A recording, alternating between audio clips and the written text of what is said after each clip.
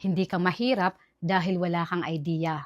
Mahirap ka dahil puro ka what if.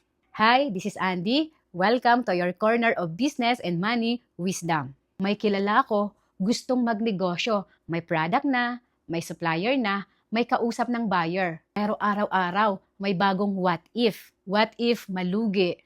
What if pagtawanan ako? What if hindi ako marunong magbenta? Alam mo nangyari?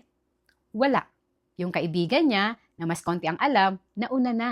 Hindi perfect, pero gumagalaw. Ito ang totoo. Hindi ka pinipigilan ng economy. Pinipigilan ka ng imagination mo. Ito yung 3 practical steps. Number 1, ilista mo lahat ng what if mo. Isulat mo, wag sa utak lang. Pag nasa papel, makikita mo kung alin ang totoo at alin ang drama lang. Pangalawa, i-compute mo ang worst case scenario. Magkano ba talaga ang pwede mong mawala? 5,000? 10,000? Mas malaki pa ginagastos mo sa Shopee kaysa sa chance na kumita. Number 3, mag-small test ka. Huwag full launch agad. Magbenta ka muna sa 10 katao. Mag-pre-order ka muna. Test, learn, adjust. Hindi kailangan na perfect.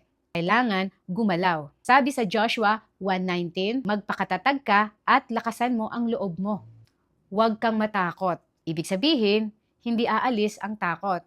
Pero hindi dapat takot ang nagde-decide para sa'yo. Tandaan mo ito. Ang takot ay mahal. Binabayaran mo siya ng opportunity.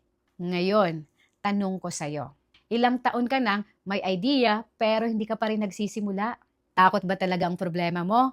O komportable ka lang? Hindi ka yayaman sa pag-iwas. Yayaman ka sa pag-solve. May pera sa problema.